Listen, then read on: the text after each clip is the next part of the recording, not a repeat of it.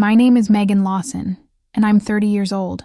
I live in a small rental house on Magnolia Street in Baton Rouge, Louisiana, with my 6-year-old daughter, Nora. It's just the two of us, and honestly, most days that feels like more than enough. Nora has these bright green eyes that sparkle when she laughs, and wild curly hair that refuses to stay in any ponytail I attempt. She's the kind of kid who asks a million questions about everything. Why clouds look like cotton candy, why dogs can't talk, why Grandma Carol never seems happy to see us. That last question always makes my chest tight, because I've been wondering the same thing for years. My mother, Carol Lawson, is 62 years old and lives in the same house where I grew up, about 15 minutes from where Nora and I live now. It's a beautiful colonial-style home with white columns and a wraparound porch, surrounded by ancient oak trees draped in Spanish moss. From the outside, it looks like something from a Southern Living magazine. Growing up, I always felt proud to call it home, but something changed after Nora was born. Or maybe it was already changing before that, and I just refused to see it. You see, I have 2 siblings, my older brother Jake, who's 34, and my younger sister Amanda, who's 27.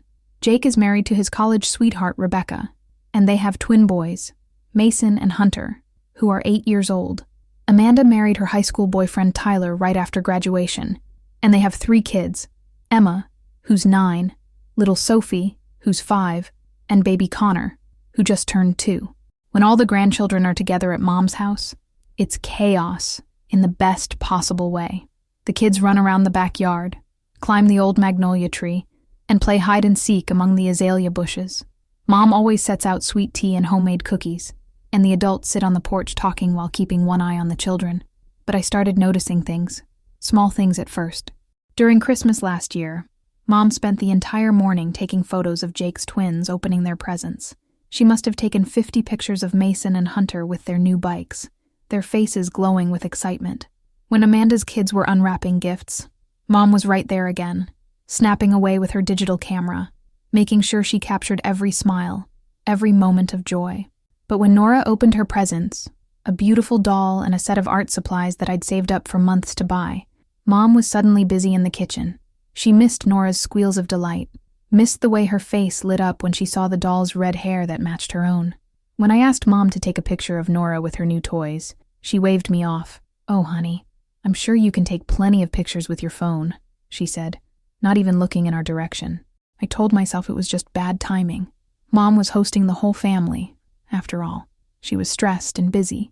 But then it happened again at Easter, and again at Jake's birthday party in June, and again at the 4th of July barbecue.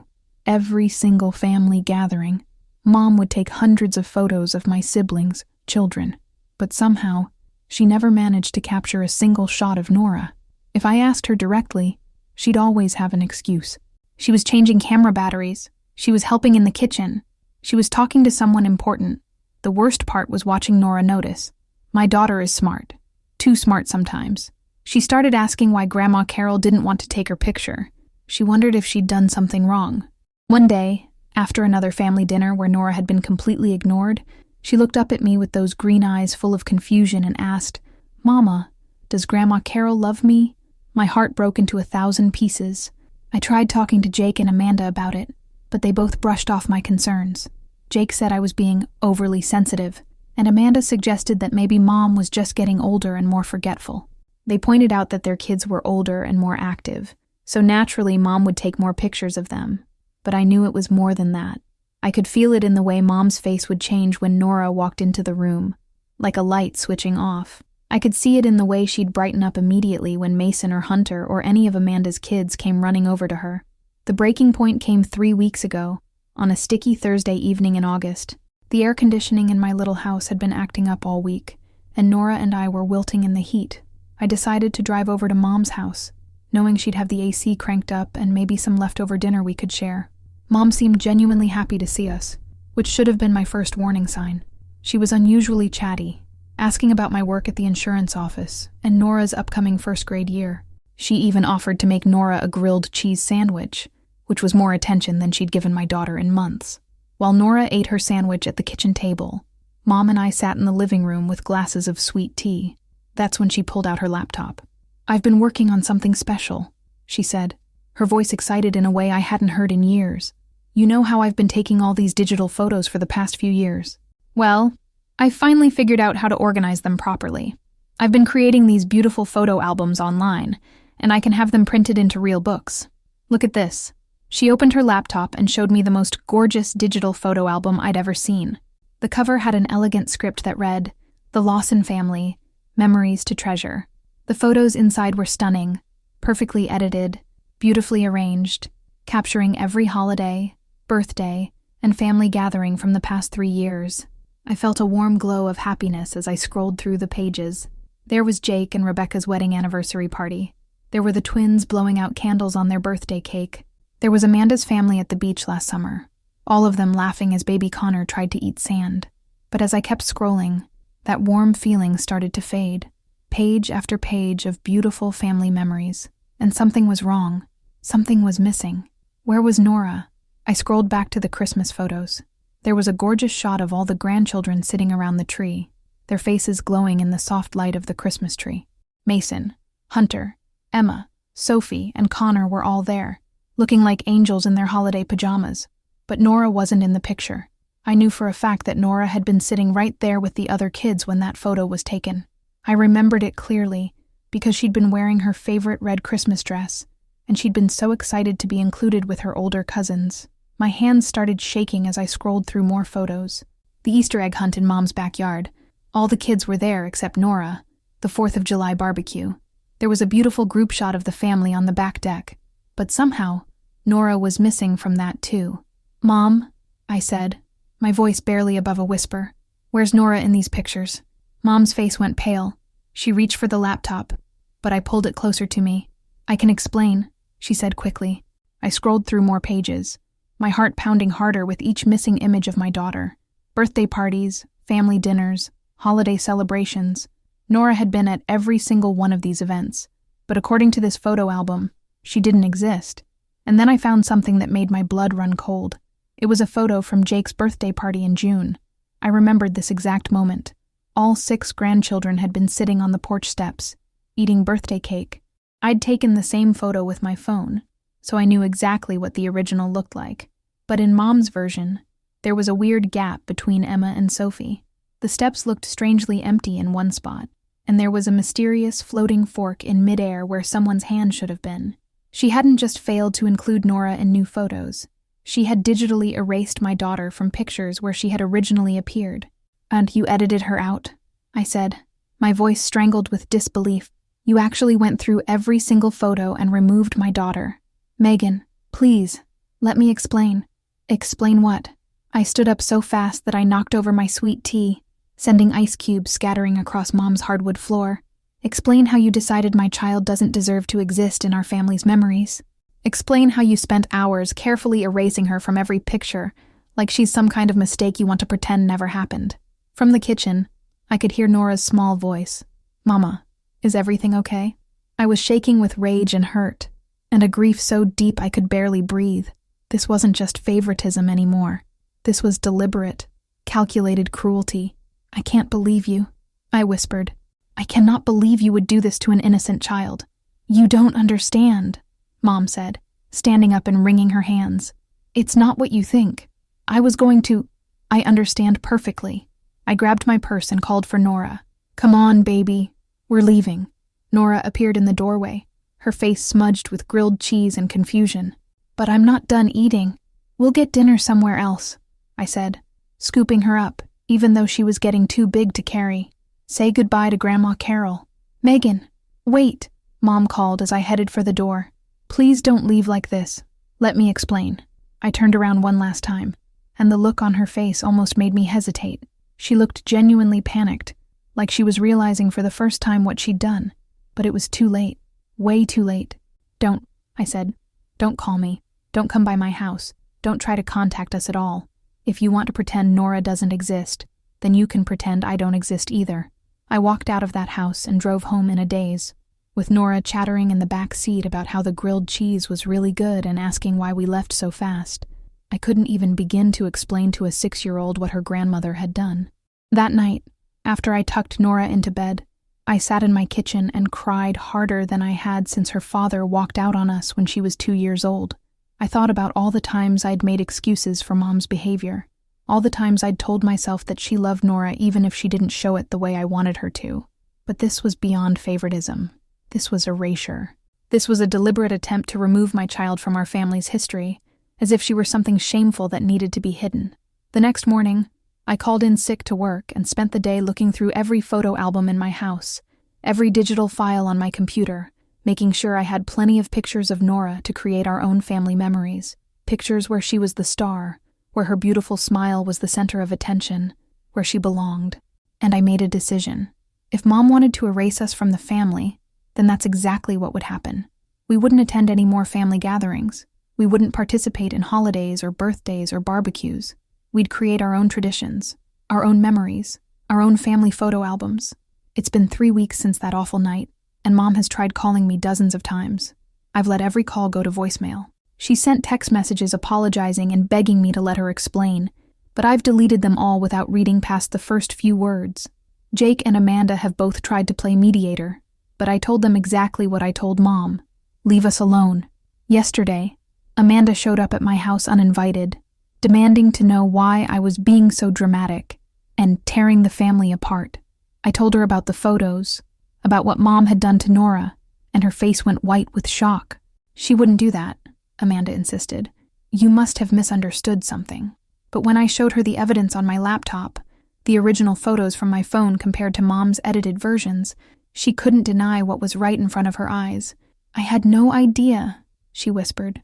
Megan, I swear, I had no idea she was doing this. Well, now you do, I said, and now you can decide whether you're okay with it or not. Amanda left without saying goodbye, and I haven't heard from her since. Today is Saturday, August 28th, and it's been raining for the past 2 days. Not the usual Louisiana summer thunderstorms that blow through fast and fierce. This is a steady, persistent rain that just keeps coming. The weather forecast says it's going to get worse before it gets better.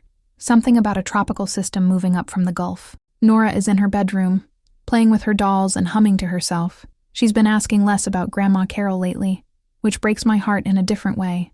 She's already starting to forget what it felt like to be part of a big, extended family, but maybe that's for the best. Maybe it's better for her to grow up knowing she's loved completely by the people who choose to be in her life, rather than spending years trying to earn affection from someone who's already decided she's not worth it. I keep telling myself that we're better off without them, that Nora and I can build a beautiful life together, just the two of us, that we don't need people who can't see how amazing and precious she is. But deep down, I'm grieving. I'm grieving the family I thought we had, the grandmother I thought Nora deserved, the sense of belonging that I'd taken for granted my entire life. The rain is getting heavier now, drumming against the windows of our little house. Nora has abandoned her dolls and climbed into my lap on the couch, where we're watching an old Disney movie together. She smells like strawberry shampoo and childhood innocence, and when she looks up at me with those bright green eyes, I know I made the right choice. Whatever comes next, we'll face it together. The rain didn't stop. By Sunday morning, water was standing in puddles all across our neighborhood, and the local news was using words like unprecedented rainfall and flash flood warnings. I'd lived in Louisiana my entire life, so I knew how to handle a little flooding, but this felt different. The sky had that ominous gray-green color that makes your skin crawl, and the air was so thick with humidity you could practically swim through it. Nora pressed her face against the living room window, watching the water creep higher up our front yard. Mama, why isn't it stopping? Sometimes storms just take their time, baby, I told her, though I was starting to worry myself. Our little rental house sat on slightly higher ground than some of the other homes on Magnolia Street, but I could see water pooling in the yards across from us. Mrs. Henderson's garden was completely underwater, and her prized roses were just barely poking above the surface. My phone buzzed with a text message, and my heart jumped when I saw Jake's name on the screen. Hey, you doing okay over there? News is saying this could get bad. Want to come stay with us until it passes? I stared at the message for a long moment. Part of me wanted to say yes. Jake's house was in a better neighborhood, on higher ground, and it would be safer for Nora. But accepting his help felt like giving in, like admitting I couldn't handle this on my own. And I wasn't ready to face questions about Mom and the photo situation. We're fine. Thanks, though. His response came immediately. Megan, don't be stubborn. This isn't about the family stuff. This is about keeping you and Nora safe. Before I could reply, Another text popped up, this one from Amanda. Please come stay with us. Tyler's worried about flooding in your area. And then, a few minutes later, the one I'd been dreading. Megan, please answer your phone. The weather is getting dangerous. Mom. I deleted that last message without reading it fully and put my phone on silent. By Monday morning, things had gotten serious. The rain was coming down in sheets now, and when I looked out the window, I could see water flowing down Magnolia Street like a river. The storm drains couldn't keep up, and several cars in the neighborhood were sitting in water up to their bumpers. The power had gone out around midnight, which meant no air conditioning, no coffee maker, and no way to charge our phones except for the portable battery pack I kept for emergencies. Nora and I had spent the night playing board games by flashlight and telling stories, but I could tell she was getting scared. Mama, what if the water comes in our house? She asked over a breakfast of crackers and peanut butter. It won't, sweetheart, I said, trying to sound more confident than I felt. Our house is on a little hill, remember? The water would have to get really, really high to reach us. But even as I said it, I was watching the water level in our front yard creep steadily higher. Around noon, my phone rang. I'd been trying to conserve battery, but when I saw it was my boss at the insurance office, I figured I should answer. Megan, thank God. Linda's voice crackled through the poor connection. Are you and Nora safe? We're okay, I said. Just stuck at home until this passes. Don't even think about coming in this week, she said. Half the city is flooded, and they're saying it's going to get worse before it gets better. Do you have somewhere safe to go if you need to evacuate? The question hit me like a punch to the stomach. Did I have somewhere safe to go? My family was the obvious answer, but I'd burned those bridges 3 weeks ago. I had a few friends from work, but most of them lived in areas that were probably flooding too. I'm sure we'll be fine, I told Linda, but my voice sounded uncertain even to me. After I hung up, I found myself looking at my phone, scrolling through my contacts. Amanda had texted again, and so had Jake. Even my mom had called twice more, though I'd let both calls go to voicemail. I was being stubborn, and I knew it. But every time I thought about calling them back, I remembered those awful edited photos, the way my daughter had been systematically erased from our family's history. How could I trust them now? How could I put Nora in a situation where she might be hurt again? By Tuesday, the water was lapping at our front steps. I'd moved everything valuable from the first floor up to the bedrooms, and Nora and I had essentially set up camp upstairs. She was being so brave about the whole thing, treating it like an adventure, but I could see the worry in her eyes when she thought I wasn't looking. Mama, she said quietly as we ate lunch sitting on my bedroom floor. Are we going to be okay? I pulled her into my lap and kissed the top of her head. Of course we are, baby. Mama's not going to let anything happen to you. But I was starting to panic.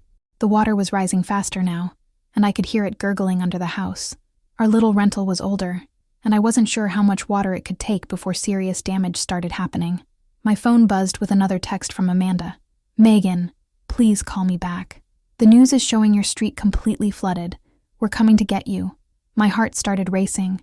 I didn't want them to come here. I didn't want to face them. Didn't want to have to pretend everything was okay when it wasn't. But looking at Nora, who was trying so hard to be brave while her whole world got turned upside down, I realized I was being selfish. This wasn't about my hurt feelings anymore. This was about my daughter's safety. I was about to call Amanda back when I heard something that made my blood run cold. A car engine sputtering through water, getting closer to our house. I looked out the bedroom window and saw Jake's big SUV pushing through the floodwater on our street, moving slowly but steadily toward our house. The water was up to the vehicle's wheel wells, but he was still making progress. Someone's coming, Nora said excitedly, pressing her face against the window. Mama, someone's coming to help us. My throat tightened with emotion. Even after everything that had happened, even after I'd told them to leave us alone, they'd come anyway.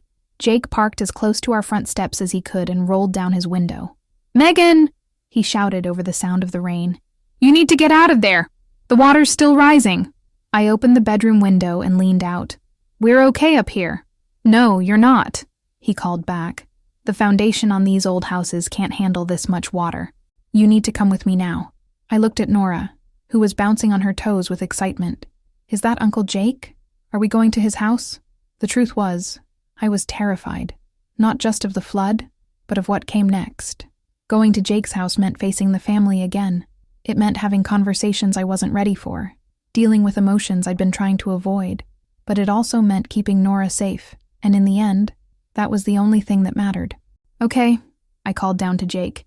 "Give us 5 minutes to grab some stuff." I threw clothes and necessities into a duffel bag, while Nora carefully packed her favorite doll and a few books into her little backpack. My hands were shaking as I gathered important documents and my laptop, trying not to think about everything we were leaving behind. "Ready, Mama?" Nora announced, shouldering her backpack like a tiny soldier. Getting to Jake's SUV was an adventure in itself. The water on our front steps was ankle-deep and moving fast. Jake waded over to help us, scooping Nora up and carrying her to the vehicle while I followed behind, trying not to slip on the submerged sidewalk. "I've got you," he said to both of us as he helped me into the passenger seat. "You're safe now." The ride to Jake's house should have taken 10 minutes, but it took us nearly an hour to navigate the flooded streets. Water was everywhere, rushing through intersections, swirling around abandoned cars, turning familiar neighborhoods into alien landscapes. Nora pressed her face against the window, watching it all with wide eyes. "It looks like a lake," she whispered. "Yeah, it does," Jake said gently. "But don't worry, kiddo. The water will go away eventually, and everything will go back to normal." I wanted to ask him how he could be so sure about that, when nothing in our family felt normal anymore, but I kept quiet, focusing on the road ahead and trying not to think about what we'd find when we reached his house. Rebecca met us at the front door with towels and worried faces. "Oh my God, you're soaked," she said, wrapping Nora in a fluffy towel. "Come on, let's get you into some dry clothes." The twins, Mason and Hunter, appeared in the doorway, their eyes bright with excitement. "Cousin Nora!" they shouted in unison. "You're here!" For the first time in days, Nora's face lit up with genuine happiness. "Mason, Hunter, did you see all the water outside? It's like a huge swimming pool."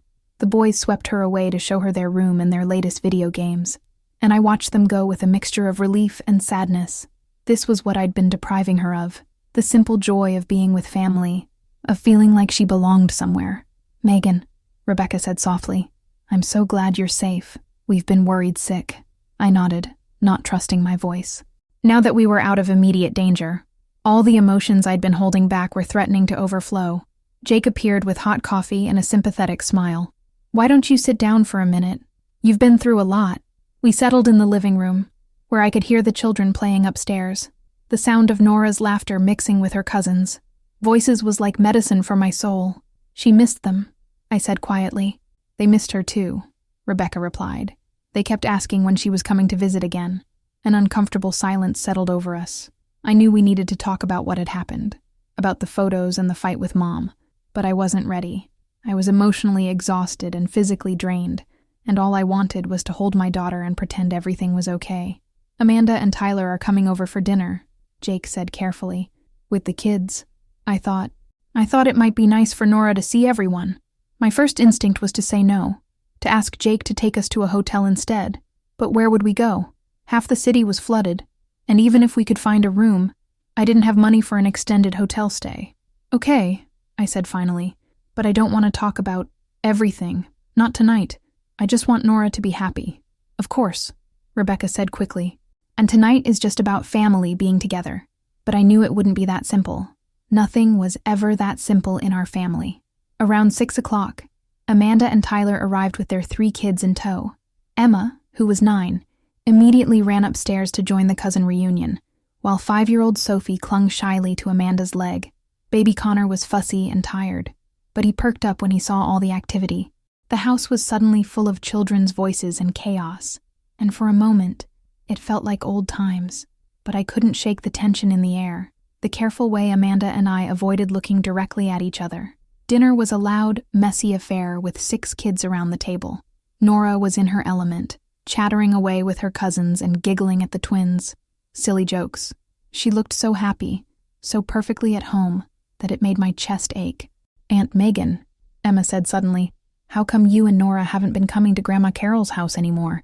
The table went silent. I felt everyone's eyes on me, waiting to see how I'd handle the question. "We've just been busy, sweetie," I said, forcing a smile. "But Grandma Carol misses you," Emma continued innocently. "She talks about you all the time. She seems really sad." Amanda cleared her throat. "Emma, why don't you tell everyone about your soccer game last week?" The conversation moved on, but the damage was done. The elephant in the room had been acknowledged, and now everyone was tiptoeing around it. After dinner, while the kids played in the living room, Amanda cornered me in the kitchen. "We need to talk," she said quietly. I thought we agreed. "No, Megan, we need to talk." Her voice was firm, but not unkind. "I saw those photos you showed me.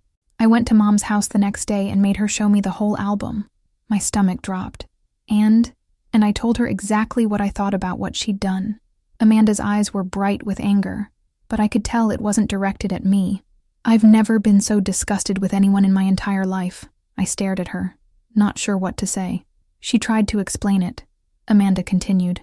She had this whole story about how she was making separate albums for each family, and she was planning to make a special one just for you and Nora. She said she didn't want to include Nora in the main album until she could feature her properly in her own book. That's bullshit. And I told her so." Amanda's voice was shaking now. "Even if that were true, which I don't believe for a second, what kind of person erases a child from family photos? What kind of grandmother does that?" Tears were starting to sting my eyes. For 3 weeks, I'd been carrying this hurt alone, convinced that my family would take Mom's side, that they'd think I was overreacting. "I had no idea she was treating Nora differently," Amanda said.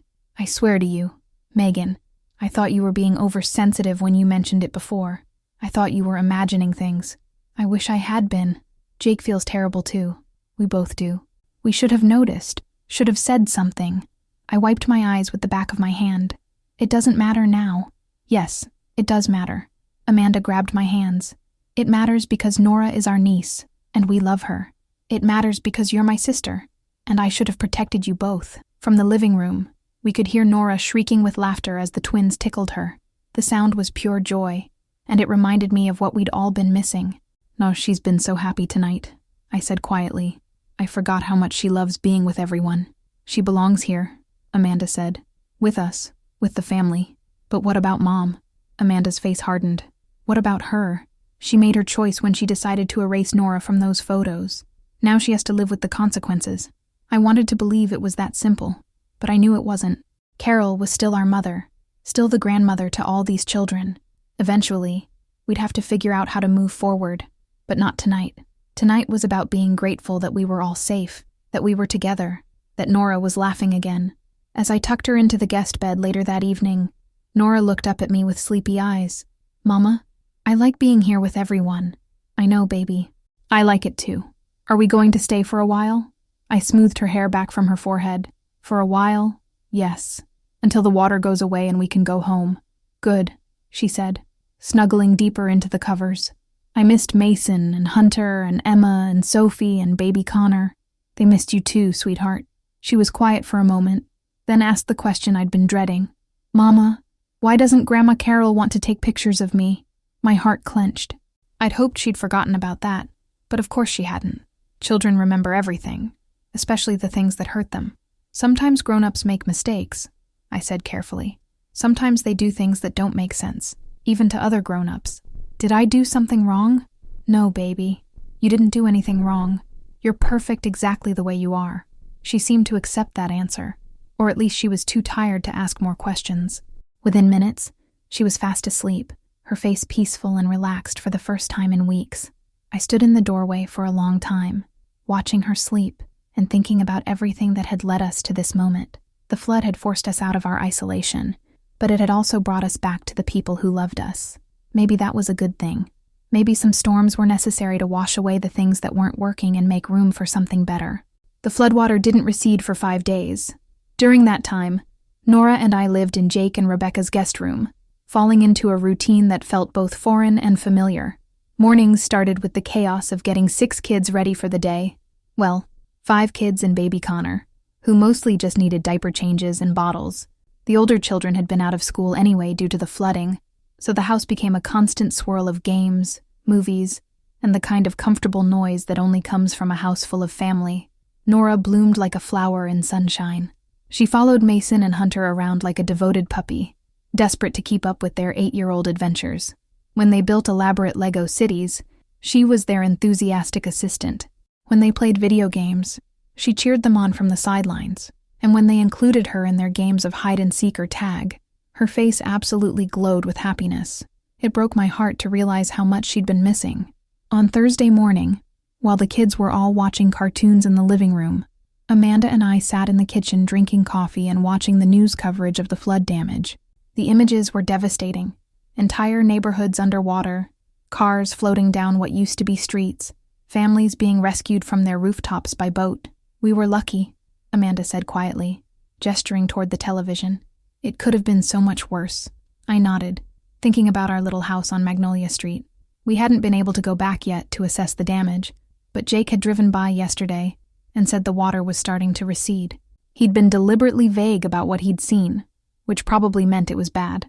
"Megan," Amanda said, setting down her coffee cup, "I need to tell you something."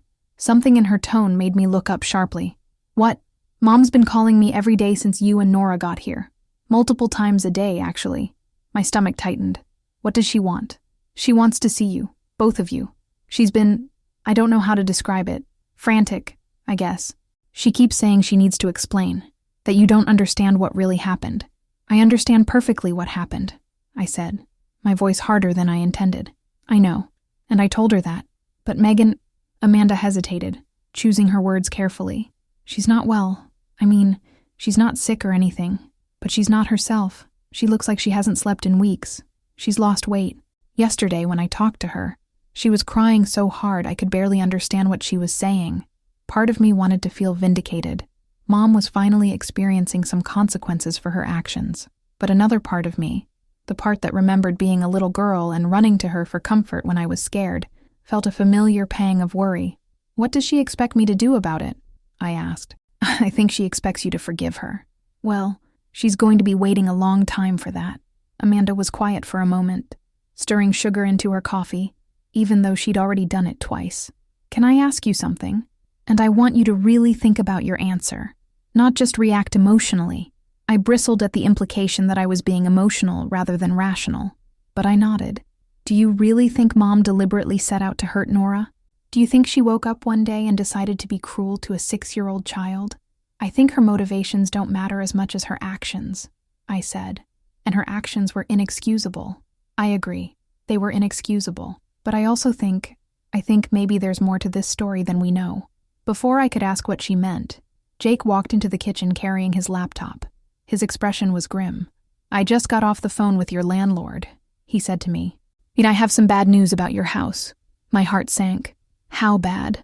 "The first floor is pretty much a total loss. The water got up to about 4 feet inside the house. Everything on the ground level, furniture, appliances, flooring, it's all going to have to be replaced." I closed my eyes and tried to process this information. All of Nora's toys that we'd left downstairs, my grandmother's antique dining table, the photo albums I'd stored in the living room closet, gone. "What about upstairs?" I asked. "The structure seems sound, but there's water damage from humidity and some roof leaks. It's going to need major work before it's livable again." "How long?" Jake shrugged helplessly. "Months, probably. Maybe longer, depending on how quickly insurance processes everything and how backed up the contractors get. Half the city is dealing with flood damage right now." I felt tears threatening and blinked them back quickly. I couldn't fall apart. Not in front of everyone. Nora needed me to be strong. "You'll stay here," Rebecca said firmly, appearing in the kitchen doorway. "For as long as you need to. We have plenty of space." "Rebecca, I can't ask you to." "You're not asking. I'm telling." Her voice had that no-nonsense tone that meant the discussion was over. "Your family. This is what family does." Amanda reached over and squeezed my hand. "She's right. We'll figure this out together." The generosity was overwhelming, but it was also terrifying. Staying here meant being dependent on them, meant giving up the independence I'd worked so hard to build for Nora and me. It meant being grateful for their help, while still feeling angry and hurt about everything that had happened with Mom. "There's something else," Jake said quietly. "Mom called me this morning too. She wants to help with the insurance claims, with finding contractors, with whatever you need. She says she has money saved up if insurance doesn't cover everything." "Absolutely not," I said immediately. "Megan, no, I don't want her money, and I don't want her help. But if it means getting back on your feet faster, it means accepting help from someone who spent months systematically erasing my daughter from family photos," I snapped. "It means pretending that what she did was okay, that we can just move past it like it never happened." The kitchen fell silent, except for the sound of children's laughter from the living room. It seemed obscene that they could be so happy while the adult world was falling apart around them. "I'm not saying you should forgive her," Jake said carefully. "I'm just saying that maybe you shouldn't let pride keep you from accepting help that could benefit Nora. This isn't about pride, isn't it?" I stared at my brother, feeling a surge of anger. "You think I'm being prideful? You think I should just swallow my hurt feelings and let Mom buy her way back into our good graces?" "I think you should consider what's best for your daughter," Jake said, his voice steady but firm. "And I think Nora needs stability and security more than she needs you to make a point." The words hit me like a slap. Was that what I was doing? Making a point? Using my daughter's well-being as a weapon in my fight with Mom?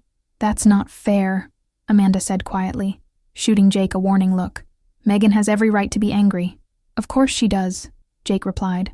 "But anger doesn't pay for a new apartment or replace Nora's toys or put food on the table." I stood up abruptly, my chair scraping against the kitchen floor. "I need some air." I walked out onto the back deck, where the humid Louisiana air hung thick and heavy around me. The floodwater had receded from Jake's neighborhood, but I could still smell it, that mixture of mud and rot and things that shouldn't be wet. Through the glass door, I could see Nora playing with her cousins, her face bright with laughter as Mason showed her some complicated card trick. She looked so perfectly at home, so utterly content, that it made my chest ache. Jake was right, and I hated him for it. This wasn't just about my hurt feelings anymore. It was about providing for my daughter, about giving her the stable, secure life she deserved. And if accepting Mom's help meant Nora could have her own room again, her own toys, her own space, then maybe I needed to swallow my pride.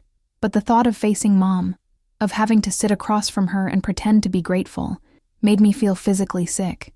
I was still standing on the deck, wrestling with these thoughts, when Amanda joined me outside. "Jake shouldn't have said that," she said quietly. "He was out of line." "Was he wrong, though?" Amanda was quiet for a moment. "No," she said finally. "He wasn't wrong, but that doesn't mean he should have said it like that. I don't know what to do, Amanda. I look at Nora in there, so happy to be with everyone, and I think maybe I've been selfish. Maybe I've been depriving her of her family because I can't get over my own hurt." "You weren't being selfish. You were protecting her." "From what?" "From a grandmother who takes photos of everyone except her. That's not abuse, Amanda. That's just favoritism. Cruel favoritism. But kids survive that kind of thing all the time." "It was more than favoritism, and you know it." I leaned against the deck railing, watching a pair of cardinals chase each other through the oak trees in Jake's backyard. What if she really was planning to make a separate album for Nora? What if I misunderstood the whole thing? Do you believe that? I thought about the careful way Mom had edited Nora out of every single photo, the precision with which she'd removed any trace of my daughter from our family's visual history. "No, I don't believe that for a second." "Then trust your instincts." "But what if my instincts are wrong? What if I'm punishing her for something that was just, I don't know, misguided? What if she really does love Nora, and just doesn't know how to show it?" Amanda turned to face me fully. "Megan, can I tell you something I've never told anyone else?" I nodded. "When Emma was born, Mom didn't visit us in the hospital for 3 days. 3 days. She said she was busy, that she'd come when things settled down. But Jake's twins were born 6 months later, and she was at the hospital before Rebecca even finished pushing." My stomach dropped. "Amanda. And when Sophie was born, Mom showed up to the hospital with a beautiful gift basket for me and the baby. But when Connor was born 2 years ago, she brought a card. A card, Megan. She spent more money on lunch that day than she did on a gift for her newest grandchild." I stared at my sister, pieces of a puzzle I hadn't even known existed starting to fall into place. "Why didn't you ever say anything?" "Because I told myself I was imagining it. Because I didn't want to believe my own mother was playing favorites with her grandchildren. Because it was easier to make excuses for her than to admit that she was treating my kids differently." "But why?" I asked. "Why would she do that?" Amanda was quiet for a long moment, choosing her words carefully. "I think it has to do with our fathers." My blood ran cold. "What do you mean?" "Think about it, Megan. Mason and Hunter's father is Rebecca, but Rebecca is white, college-educated, from a good family. Mom loves Rebecca. She always has." I nodded slowly. Rebecca had been Mom's golden child-in-law from the moment Jake brought her home. And my kids, father is Tyler, who Mom also adores. High school sweethearts, traditional marriage, everything she approves of. "Amanda, where are you going with this? Nora's father is Marcus, The name hung in the air between us like a curse. Marcus Johnson, Nora's father, who'd walked out on us when Nora was 2 years old. Marcus Gunnand, who was black, who came from what Mom had not so subtly referred to as a different background, who had never quite measured up to her standards even when we were together. You think Mom treats Nora differently because of Marcus? I think Mom has some very old-fashioned ideas about things, Amanda said carefully. I think she's never gotten over the fact that you had a child with someone she didn't approve of, and I think she's been taking that out on an innocent little girl who doesn't deserve it. The realization hit me like a physical blow. It wasn't just that Mom didn't love Nora as much as the other grandchildren. It was that Nora represented something Mom was ashamed of, a choice I'd made that she couldn't forgive, a relationship that had produced a beautiful child who would always remind her of her own prejudices. "Oh, God," I whispered. "I could be wrong," Amanda said quickly. "I hope I'm wrong. But Megan, the pattern is there if you look for it, and it explains why she's been so different with Nora from the very beginning."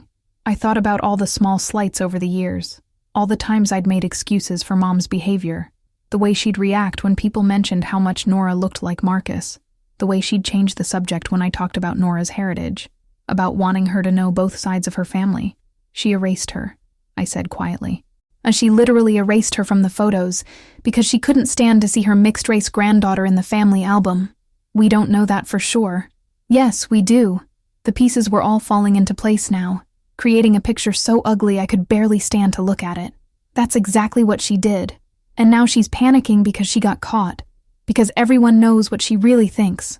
Amanda didn't argue with me, which was confirmation enough. We stood in silence for a few minutes, listening to the sounds of the children playing inside. My beautiful, innocent daughter was in there, laughing and playing with her cousins, completely unaware that her own grandmother had been rejecting her based on the color of her skin. "What do I do now?" I asked. "I don't know," Amanda said honestly. "But whatever you decide, Jake and I will support you. And Megan, Rebecca and Tyler feel the same way. We're all horrified by this. Does Mom know that you figured it out?" I haven't told her specifically, but I think she knows we're not buying her excuses anymore. I took a deep breath, trying to process everything Amanda had told me. It was one thing to think Mom was playing favorites. It was another thing entirely to realize that her favoritism was rooted in racism. "I need to think about this," I said finally. "Of course. Take all the time you need." But even as I said it, I knew there wasn't really much to think about. The truth was ugly and painful, but it was still the truth. And now that I knew it, I couldn't unknow it. I went back inside and found Nora curled up on the couch with a book, taking a break from the chaos of cousin time. She looked up when she saw me, her green eyes bright and happy. "Mama, come read with me." I settled down beside her, pulling her warm little body against mine. She smelled like sunshine and childhood and everything good in the world. "What are we reading today, baby?" "It's about a little girl who goes on adventures," she said, snuggling closer. "She's brave and smart and she helps people." "Sounds like someone I know," I said, kissing the top of her head. As we read together, I thought about the conversation I'd eventually have to have with Mom, because Amanda was right. There was more to this story, and I needed to hear it directly from her. But first, I needed to figure out how to protect my daughter from a truth that was too ugly for a 6-year-old to understand. The confrontation came sooner than I expected. It was Saturday morning, exactly 1 week after the flood had forced us from our house. I was sitting in Jake's kitchen, drinking coffee and trying to work up the courage to call my insurance company again, when I heard a car door slam in the driveway. Through the window, I saw Mom's silver sedan parked behind Jake's SUV. My heart started racing as I watched her walk toward the front door, moving with the determined stride of someone who'd made up her mind about something. She looked terrible. Amanda hadn't been exaggerating. Mom had definitely lost weight, and there were dark circles under her eyes that made her look older than her 62 years. Her usually perfect hair was pulled back in a messy ponytail, and she was wearing jeans and a t-shirt instead of her usual carefully coordinated outfits. "Jake," I called toward the living room, where he was playing with the kids. "Your mom is here." I heard the sounds of the children's game pause, then Jake's footsteps in the hallway. "What?" I didn't know she was coming over. The doorbell rang, followed immediately by Mom's voice. "Jake, it's your mother. I need to talk to Megan." My hands started shaking. I wasn't ready for this. I'd been planning to call her, to arrange a meeting on neutral ground where I could control the conversation. Having her show up here, where Nora might overhear everything, felt like an ambush. "Mama," Who's at the door? Nora's voice carried from the living room. Just a visitor, baby, I called back, my voice steadier than I felt. Keep playing with your cousins. Jake appeared in the kitchen doorway, looking torn. Do you want me to ask her to leave? Part of me wanted to say yes. I wanted to hide behind my big brother and let him handle this mess, but I knew that wasn't fair to anyone, especially not to Nora. No, I said, standing up and smoothing down my hair. Let her in. But Jake, can you keep the kids upstairs for a while? He nodded and headed toward the front door. I heard the sound of it opening, followed by Mom's voice, higher pitched than usual with nervousness. Hi, sweetheart. I hope you don't mind me stopping by without calling. I tried calling Megan, but she's not answering her phone. Mom, maybe this isn't the best time. Please, Jake, I just need 5 minutes with her. That's all I'm asking for. I took a deep breath and walked to the front hallway. Mom was standing in the doorway, clutching her purse like a lifeline. When she saw me, her face crumpled with relief and something that looked like panic. Megan, she said, her voice barely above a whisper. Thank God you're okay. When I heard about the flooding in your neighborhood, I was so scared. I drove by your house yesterday and saw the damage, and I thought... She trailed off, pressing her lips together. We're fine, I said stiffly. Nora and I are both fine. I can see that, and I'm so grateful. She looked past me toward the living room, where I could hear Jake herding the children upstairs with promises of a movie in the bonus room. Is Nora here? Is she okay? She's upstairs with her cousins. Could I see her? Just for a minute. No. The word came out harsher than I intended, but I didn't apologize for it. Mom's face fell. Megan, please. I know you're angry with me, and you have every right to be, but I've been going crazy this past week, not knowing if you were safe, not being able to see my granddaughter. Your granddaughter, I interrupted. Is that what you call her now? Because 3 weeks ago, you were editing her out of every family photo like she didn't exist. Mom's hands flew to her mouth, and I saw tears spring to her eyes. You don't understand. It wasn't what you think. I can explain. Then explain. I crossed my arms over my chest. I'm listening. She looked around nervously, as if suddenly aware that we were having this conversation in Jake's front hallway. Could we sit down somewhere? This is difficult to talk about. I led her to the living room, where we sat on opposite ends of Jake's couch. The silence stretched between us, heavy with 3 weeks of anger and hurt, and things that had been left unsaid for far too long. I love Nora, Mom said finally, her voice shaking. I know you don't believe that right now, but I do love her. I love her so much it scares me. You have a funny way of showing it. I know I've made terrible mistakes. But Megan, you have to understand. When you had Nora, everything changed. Not just for you, but for me too. I waited for her to continue, not trusting myself to speak. When you told me you were pregnant with Marcus's baby, I was terrified, she said, the words coming out in a rush. Not because of Marcus specifically, but because I knew what it would mean for that child. I knew the world would be harder for her, that she'd face challenges that my other grandchildren would never have to deal with. So you decided to make it even harder by rejecting her yourself. No! Mom's voice was sharp with desperation. That's not what I was trying to do. I was trying to protect her, by erasing her from family photos. Mom closed her eyes and took a shuddering breath. I thought, God, this is going to sound so stupid when I say it out loud. I thought if I could create separate photo albums for each family, then Nora could have her own special book. A book where she was the star, where every picture showed how beautiful and loved she is. I stared at her in disbelief. And you thought the best way to do that was to edit her out of group photos. I was going to include her in the group photos in her own album, Mom said quickly. The original versions, where she looks happy and beautiful with all her cousins. I was going to make her album extra special, with more pictures and better layouts, and that's the biggest load of bullshit I've ever heard, I said, my voice deadly quiet. Mom flinched as if I'd slapped her. Megan, do you really think I'm that stupid? Do you really think I'm going to believe that you spent hours carefully removing my daughter from every single family photo because you wanted to make her feel special? It's the truth. No, it's not. And we both know it. I leaned forward, my anger finally breaking through the careful control I'd been maintaining. You want to know what I think, Mom? I think you've been ashamed of Nora from the day she was born. I think you couldn't stand having a mixed-race granddaughter in your perfect family photos. I think you were hoping that if you erased her enough times, maybe she'd just disappear entirely.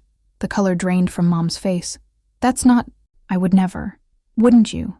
Then explain to me why you've treated her differently from day one. Explain why you take hundreds of photos of Jake's boys and Amanda's kids, but you can never find time to take pictures of Nora. Explain why you light up when the other grandchildren walk into the room, but you barely acknowledge my daughter's existence. Tears were streaming down Mom's face now, but I felt no sympathy for her. I'd been carrying this hurt for too long to feel sorry for her tears. You're right, she whispered. The admission hit me like a physical blow. I'd expected her to keep denying it, to keep making excuses. I hadn't expected her to actually admit the truth. What? You're right, she said again, louder this time. Not about everything, but about some of it. I have treated Nora differently, and it's not because I don't love her. It's because I was scared. Scared of what? Mom was quiet for a long moment, struggling with words that clearly didn't want to come. I was scared that loving her would be harder, she said finally. I was scared that she'd face discrimination and prejudice and pain that I wouldn't know how to help her with. I was scared that I'd say the wrong thing or do the wrong thing and make her life worse instead of better. So instead you decided to ignore her entirely. I thought... Mom wiped her eyes with the back of her hand. I thought if I kept some distance, it would hurt less when the world was cruel to her. I thought if I didn't get too attached, I wouldn't have to watch her suffer. The explanation was so twisted, so fundamentally wrong, that I didn't know how to respond. How do you explain to someone that love isn't something you ration? That children need unconditional acceptance, not conditional protection? Do you hear yourself right now? I asked. Do you understand what you're saying?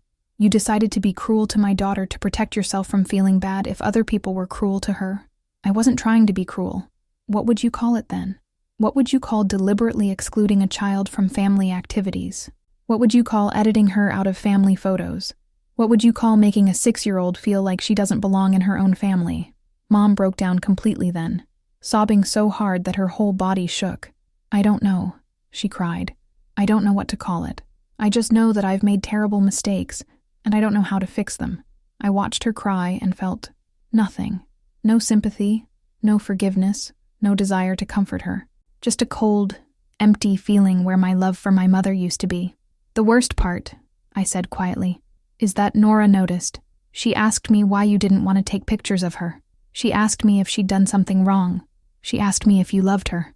Mom's sobbing intensified. What did you tell her? I told her that sometimes grown-ups make mistakes. I told her she was perfect exactly the way she was. But you know what I should have told her? I should have told her that her grandmother is a coward who let her own fears and prejudices hurt an innocent child. Please, Mom whispered, please don't say that. I know I've failed her, but I want to do better. I want to make this right. How? How are you going to make this right? Are you going to go back in time and take her to the park like you did with the other grandchildren? Are you going to undo 3 years of making her feel like she wasn't good enough? Are you going to erase the memory of her asking me why you didn't love her? I can start over. I can show her how much I love her. No. I stood up, my decision crystallizing with sudden clarity. You can't, because I'm not going to give you the chance to hurt her again. Mom looked up at me with desperate eyes. Megan, please. She's my granddaughter. I have rights. You have no rights when it comes to my daughter. You gave those up when you decided she wasn't worth including in the family photos. You gave those up when you made a conscious choice to treat her like she was less than your other grandchildren. I'll do anything, Mom said, getting to her feet and reaching for my hands. I'll get therapy. I'll take classes about racial sensitivity. I'll do whatever it takes to prove to you that I can change. I pulled my hands away from her. It's too late for that. The damage is already done. But she's so young. She'll forget. She'll forget what? That her grandmother made her feel unwelcome in her own family. That her skin color made her less lovable in your eyes. You think a child forgets that kind of rejection. Mom's face crumpled again. I never wanted her to feel that way. I swear to you, I never intended. Your intentions don't matter anymore. Your actions do. And your actions have been consistently hurtful to my daughter for her entire life. We stood there facing each other in Jake's living room. 3 decades of mother-daughter relationship dissolving between us. I could hear the faint sounds of children's laughter from upstairs, where Nora was playing with her cousins, blissfully unaware that her world was about to change again. I'll fight you on this, Mom said suddenly, her desperation turning to something that looked like anger. "I'll get a lawyer. I'll petition for grandparents' rights. You can't keep me from seeing her." I almost laughed at the threat. "Go ahead. Explain to a judge why you think you deserve access to a child you've been systematically excluding from family events and erasing from family photos. I'm sure that will go really well for you." The fight went out of her as quickly as it had appeared. I love her, Megan. Despite everything I've done wrong, I do love her. Love isn't enough, I said. Love without respect, without acceptance, without basic human decency, isn't worth anything. And you've never given Nora the respect and acceptance she deserves. I walked toward the front door, and Mom followed me like a lost child. "What about the insurance?" she asked desperately. "What about helping you rebuild? I have money saved. I don't want your money. I don't want your help. I don't want anything from you. But how will you manage?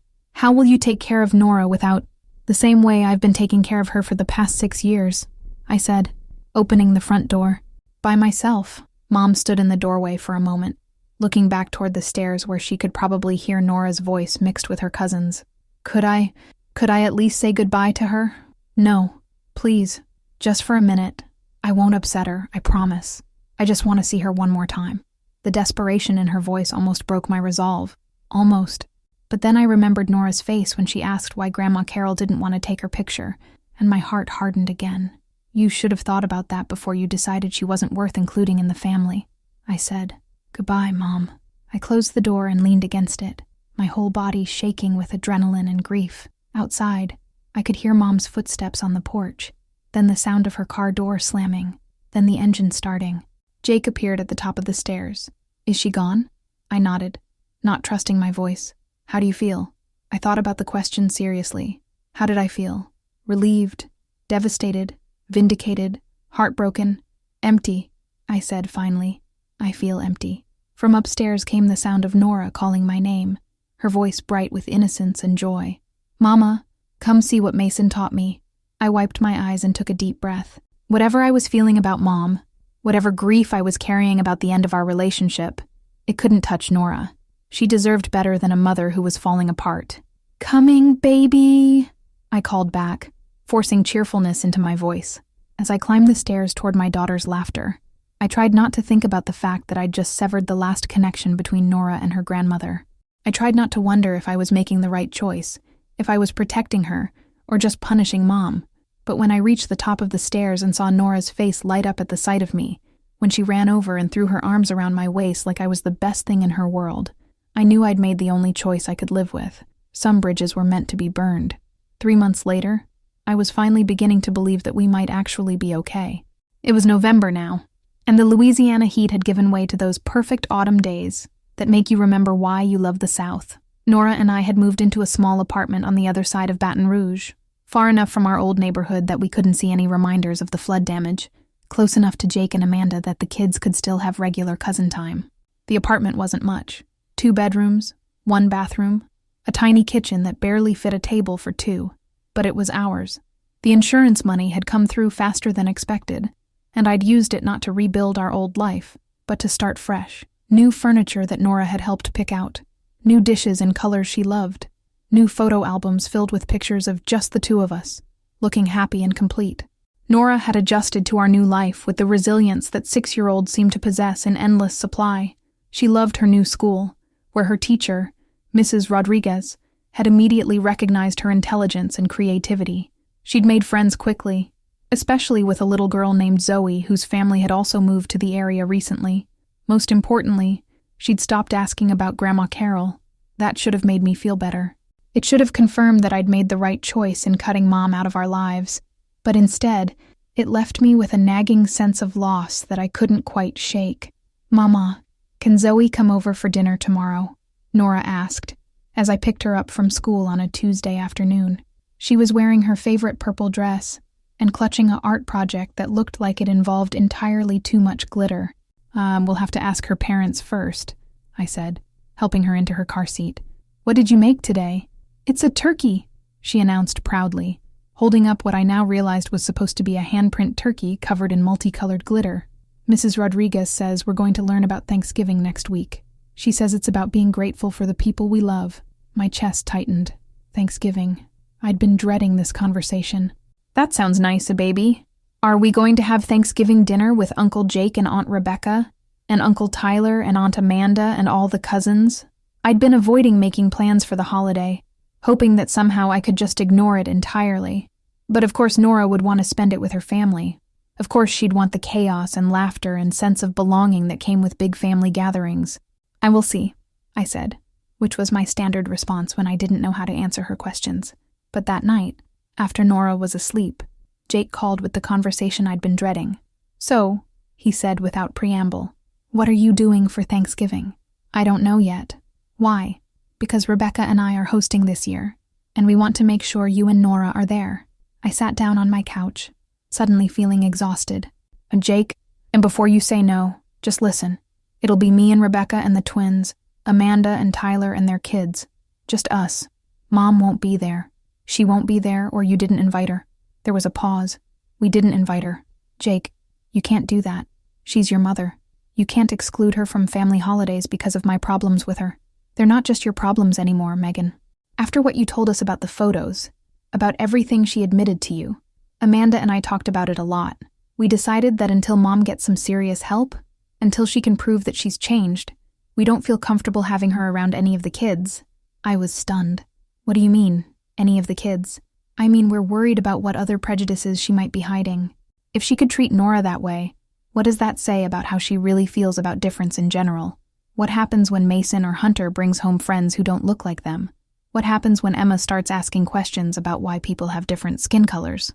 You really think I think she's shown us who she is, and we believe her." Jake's voice was firm. "We're not punishing her, Megan. We're protecting our children. All of our children." I didn't know what to say. Part of me felt vindicated. My siblings had seen the truth and chosen to stand with me. But another part of me felt guilty. I'd never intended for my fight with Mom to tear the whole family apart. "Has she tried to contact you?" I asked. "Every few days. She calls, she texts, she sends emails. She wants to go to family therapy, wants us all to sit down and work through this together. She says she's been seeing a counselor on her own." "What do you tell her?" "The truth, that we love her, but we don't trust her judgment right now. That when she can prove she's truly changed, we'll reconsider. But that it's going to take time and real work, not just promises." After we hung up, I sat in my quiet apartment thinking about everything that had changed since the flood. In some ways, life was better now. Nora and I had a peaceful, drama-free existence. We made our own traditions, celebrated small victories, built a life that belonged entirely to us. But in other ways, something was missing. During the long evenings when Nora was in bed and I was alone with my thoughts, I found myself grieving not just for the mother I'd lost, but for the grandmother Nora would never have. I'd grown up with 2 loving grandmothers who spoiled me rotten and made me feel like the most special child in the world. Nora would have only distant memories of a woman who never quite figured out how to love her properly. The next few weeks passed in a blur of school activities and work deadlines, and the ordinary business of single motherhood. Nora threw herself into preparing for her class's Thanksgiving play, where she'd been cast as a very enthusiastic Native American child. She practiced her lines every night, asking me to play various pilgrims and turkeys so she could perfect her performance. "Hey, Mama, do you think Grandma Carol would want to come see my play?" she asked one evening as we worked on her costume. The question caught me off guard. Nora hadn't mentioned Mom in weeks, and I'd started to hope she was forgetting about her entirely. "Why do you ask, baby?" "Because Emma said her grandma is coming to see her play, and Mason said both his grandmas are coming to see his. I just wondered if my grandma would want to come too." My heart broke a little. "Grandma Carol she's not able to come to your play, sweetheart." "Is she sick?" "Not exactly. She's just dealing with some grown-up problems right now." Nora accepted this explanation with the matter-of-fact way children accept most things, but I could see the disappointment in her eyes. That night, after she was asleep, I found myself wondering if I was being too harsh. Was I punishing Mom so severely that I was also punishing my daughter? The answer came the next afternoon, in the most unexpected way. I was at work when my phone rang. The caller ID showed a number I didn't recognize, but something made me answer anyway. "Is this Megan Lawson?" The voice was elderly, female, with a slight accent I couldn't place. "Yes, this is Megan. My name is Eleanor Patterson. I work at St. Mary's Community Center downtown." I'm calling because I have someone here who's been asking about you and your daughter. My stomach dropped. I'm sorry. Who? A woman named Carol Lawson. She says she's your mother. She's been volunteering here for the past 2 months, working with our after-school program for underprivileged children. I almost hung up the phone. This felt like some kind of manipulation, some elaborate scheme Mom had cooked up to get back into our lives. Mrs. Patterson, I appreciate you calling, but I'm not interested in— Please, just listen for a moment. The older woman interrupted gently. I'm not calling to mediate family drama or to tell you what you should do. I'm calling because I think you should know what your mother has been doing here. Despite my better judgment, I found myself listening. Carol started volunteering here in September, Mrs. Patterson continued. She said she wanted to work with children who might be facing challenges. We put her in our after-school program, where we help kids with homework and provide snacks and activities. Okay, about 80% of our children are minorities. Megan, Black, Hispanic, Asian, mixed race. Many of them come from single-parent homes. Many of them struggle with feeling different or left out. And your mother, she's been remarkable with them. I sat down hard in my desk chair. What do you mean? I mean she seems to understand exactly what these children need. She helps the shy ones find their confidence. She makes sure the kids who look different feel special and valued. She's particularly good with our mixed-race children, the ones who sometimes struggle with identity issues. My hands were shaking. Mrs. Patterson, why are you telling me this? Because yesterday, one of our children brought in a family photo for show and tell. A little girl named Keisha, who's about your daughter's age. Keisha was upset because her grandmother wasn't in the picture. Her grandmother lives far away and couldn't visit for the photo. I waited, not sure where this was going. Carol spent an hour with that little girl, talking about how families come in all different shapes and sizes, how love doesn't depend on being in the same place at the same time. She told Keisha that the most important thing isn't being in every photo, but being in every heart. And then she did something I've never seen in 30 years of working with children. What? She took out her phone and showed Keisha pictures of her own granddaughter, pictures of a beautiful little girl with curly red hair and green eyes. She told Keisha that her granddaughter was the most precious thing in her world, and that she'd made terrible mistakes that meant she couldn't be with her granddaughter right now. She said she was working hard to become the kind of person who deserved to be in her granddaughter's life. I was crying now, tears streaming down my face in my sterile office cubicle. She told Keisha that sometimes the people who love us most don't know how to show it properly, and that's why it's important to give people chances to learn and grow. She said that love isn't perfect, but it can get better if we're willing to work at it. Mrs. Patterson, Megan, I don't know what happened between you and your mother. It's not my business, and I'm not calling to tell you to forgive her, but I thought you should know that whatever she did wrong, she's trying to learn from it. She's working with children who look like your daughter, and she's giving them the love and acceptance that, well, that maybe she didn't know how to give before. After I hung up, I sat in my office staring at my computer screen, unable to focus on anything. The conversation with Mrs. Patterson had turned everything upside down again.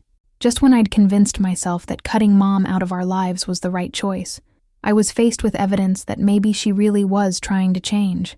That evening, as I helped Nora with her homework at our little kitchen table, I found myself really looking at her.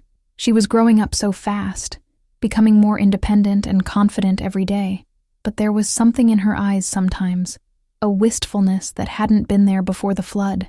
"Mama," she said, looking up from her math worksheet, "do you miss Grandma Carol?" The question hit me like a physical blow. "Why do you ask, baby?" "Because I do. I miss her house and her cookies and the way she smelled like flowers. I know she wasn't very good at taking pictures of me, but she made really good grilled cheese sandwiches." I sat down across from her, my heart breaking. "Do you want to see her again?" Nora considered this seriously, the way she considered all important questions. "I think so, but only if she wants to see me too. Really see me, not just pretend to see me." Out of the mouths of babes.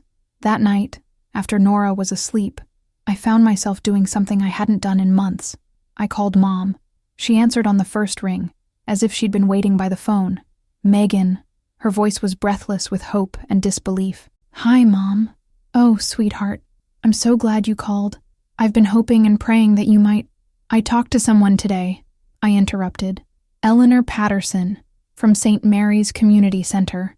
There was a long pause. "She called you? She told me about your volunteer work?" About the children you've been helping. I didn't ask her to call you, Mom said quickly. I would never ask someone to interfere in your decision. I know. She called because she thought I should know what you've been doing. Another pause. Megan. I know it might look like I'm just trying to manipulate you into forgiving me, but that's not what this is about. I really am trying to learn. I'm trying to understand how to be better. Why those children specifically? Why the after-school program? Mom's voice was soft when she answered. Because they remind me of Nora. Because when I look at them, I see all the ways I failed her, and I want to do better. I want to give these children what I should have given my own granddaughter from the beginning. And what's that? Unconditional acceptance. The feeling that they're valued exactly as they are. The knowledge that their differences make them special, not less than. I closed my eyes, feeling the walls I'd built around my heart starting to crack. And I've been seeing a therapist, Mom continued, Dr. Martinez. She's helping me understand my own biases, my own fears. She's helping me see how my own upbringing, my own prejudices, affected the way I treated Nora. What did she tell you? That I was so worried about Nora facing discrimination in the world that I ended up discriminating against her myself. That I was so afraid of loving her and losing her that I never really let myself love her at all. That my fear became a self-fulfilling prophecy. I thought about this, turning it over in my mind. It was more insight than Mom had ever shown before. More honest self-reflection than I'd ever heard from her. She also told me, Mom continued, that healing doesn't happen overnight. That earning forgiveness takes time and consistent action, not just words. That I have to prove I've changed, not just promise I will. What does that mean? It means I don't expect you to forgive me right away. It means I don't expect you to trust me with Nora until I've shown that I can be the grandmother she deserves. It means I'm willing to do whatever it takes, for however long it takes, to earn my place back in your lives. And if that never happens, if I decide you can never be in Nora's life again. There was a long pause, and when Mom spoke again, her voice was thick with tears. Then I'll have to live with that, because that would be the consequence of my own choices, my own failures. But I'll keep working to be better anyway, because that's what Nora deserves to exist in the world. People who are trying to be better. We talked for another hour that night, the longest conversation Mom and I had had in years. She told me about her therapy sessions, about the progress she was making in understanding her own biases. She told me about the children at the community center, about how working with them had opened her eyes to things she'd never seen before. There's a little boy named Marcus, she said at one point, and I flinched at the name. He's 7 years old, mixed black and white, and he came to me crying one day because some kids at school told him he didn't belong anywhere. And when I looked at him, all I could think about was Nora, about how I'd made her feel the same way. What did you tell him? I told him that being mixed isn't being half of anything. It's being whole in a unique and beautiful way. I told him that he gets to belong everywhere, that he gets to claim all the parts of himself. And then I realized that I should have been telling Nora the same thing from the day she was born. By the time we hung up, I wasn't ready to forgive her. I wasn't ready to let her back into our lives. But for the first time in months, I was willing to consider the possibility that maybe, someday, she could earn her way back. The next morning, I called Jake and Amanda and told them about the conversation. They were cautiously optimistic, but agreed that we should take things very slowly. Maybe, Amanda suggested, we could start with supervised visits, family gatherings where we're all there to make sure everything goes okay. Like Thanksgiving, I asked. If you're ready for that. I thought about Nora's face when she talked about missing Grandma Carol. I thought about her disappointed expression when I told her Mom couldn't come to her play. I thought about the little girl at the community center who missed her grandmother. Let me talk to Nora, I said finally. That evening, I sat my daughter down and asked her how she would feel about seeing Grandma Carol at Thanksgiving dinner. Would she be happy to see me? Nora asked, cutting straight to the heart of the matter. I think she would be very happy to see you. Would she take pictures of me? The question made my chest tight. Would you want her to? Only if she wants to. Not because she has to, but because she wants to remember me. I pulled Nora into my lap, marveling at the wisdom of this 6-year-old child who understood things about love and acceptance that adults struggled with for decades. How about this? I said. How about we go to Uncle Jake's for Thanksgiving? And if Grandma Carol is there, and if she's kind to you, then maybe we can start visiting her sometimes. But if she's not kind, or if she makes you feel bad about yourself, then we leave right away. Deal.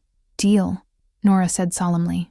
Then, brightening, Mama, do you think she'll remember how to make grilled cheese sandwiches?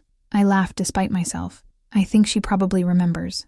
Thanksgiving Day dawned clear and cool, with that crisp November air that makes everything feel possible. Nora wore her favorite dress, a deep green that brought out her eyes, and spent extra time brushing her curls until they shined. "Do I look okay, Mama?" she asked, spinning in front of my bedroom mirror. "You look absolutely beautiful," I told her honestly. Jake's house was already full of chaos when we arrived. The twins were running around in the backyard with Amanda's kids, their voices carrying through the open windows. The smell of turkey and stuffing filled the air, and Rebecca was directing traffic in the kitchen with the efficiency of a general. And there, sitting at the kitchen table helping Emma peel potatoes, was Mom. She looked different than she had the last time I'd seen her. Healthier, somehow. Her hair was styled nicely, and she was wearing a blue sweater that brought out her eyes.